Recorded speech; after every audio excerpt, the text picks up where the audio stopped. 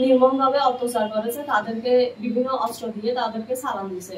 এরপরে তাদের ছাড়াও আরো অনেকে যাদেরকে পাইনি আর কি আমাদের ফ্যামিলি, তাদের বিরুদ্ধে অস্ত্র অপেছে তাদের মামলা হিসেবে 19 জনকে দিছে, তারা 10 জন 9 জনকে শুরু করছে 6 জনকে। যাদের মামলা নাই তাদেরকে আমাদেরকে গুলির বই দেখিয়ে অস্ত্রের বই দেখিয়ে আমাদেরকে একদম চুপ করে রাখার চেষ্টা করছে, কিন্তু বিভিন্ন মাধ্যমে তারা বলে বেড়াচ্ছে যে আমাদের ফ্যামিলি একটা। সকাল সন্ধ্যা থেকে আমার দাদার বাড়ি কক্সবাজার মহেশখালী খালার মাছড়া মোহাম্মদ শাহগুনা জুলাই অভ্যুত্থানে শহীদ তানভীর সিদ্দিকী পরিবারে নির্মমভাবে ভারীঘর অভিযান নামে পলাতক আওয়ামী লীগ সন্ত্রাসীদের নিয়ে মহড়া চালিয়ে আমার নিরীহ বাবা মোহাম্মদ আলীকে গ্রেপ্তার করা হয়। তৎকালীন নাতি মোহাম্মদ আলী স্থানীয় ওয়ার্ড বিএনপি সহ সভাপতি শহীদ তানভীর সিদ্দিকীর বড় ভাই বিএনপির মৎস্যজীবী বিভিন্ন সাধারণ শ্রেণীর মানুষকে নিয়ে গিয়ে 19 জনের বিরুদ্ধে অস্ত্র মামলা দায়ের করেছে। 9 জন গ্রেপ্তার দেখিয়ে 19 জন আসামি করা মানে কন্টাক্ট অভিযানের বোঝা সন্দেহের কোনো অবকাশ নেই। আমার প্রিয় সাংবাদিক ভাইয়েরা, আমার বৃদ্ধ পিতা মোহাম্মদ আলী সহ আটকের প্রায় 6 জন কেউ সন্ত্রাসী কর্মকাণ্ডের সাথে জড়িত নয়।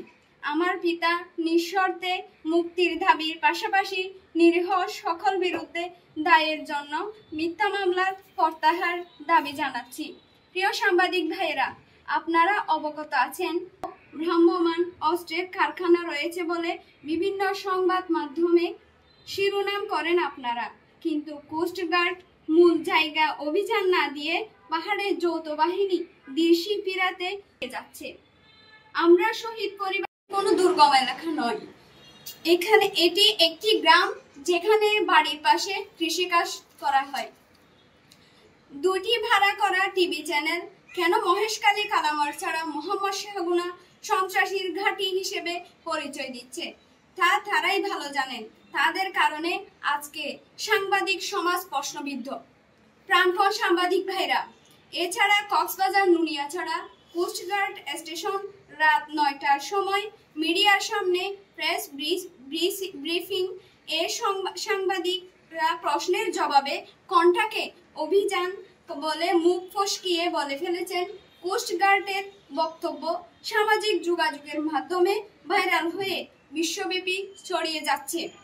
এতে সাংবাদিকের মাঝে ক্ষোভের ধানা বেঁধেছে। থাকার সত্ত্বেও আমরা চাই আমাদের শান্তি শৃঙ্খলা পরিবেশ, কিন্তু আমরা অক্টোবর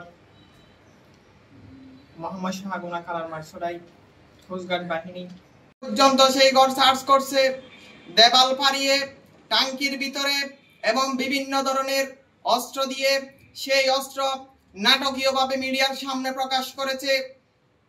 এবং যখন এই সকল নাটকীয় অভিযান এই সকল কন্ট্রাক্টের মাধ্যমে যেই অভিযান চালানো হয়, ওইখানে যেই অস্ত্র মিডিয়ার সামনে প্রকাশ করা হয়, এই সকল বানোয়াট ভাবে দেওয়া অস্ত্র যখন ওইখানের মহিলারা ছবি করতে যায়, মোবাইল কেড়ে নেয়।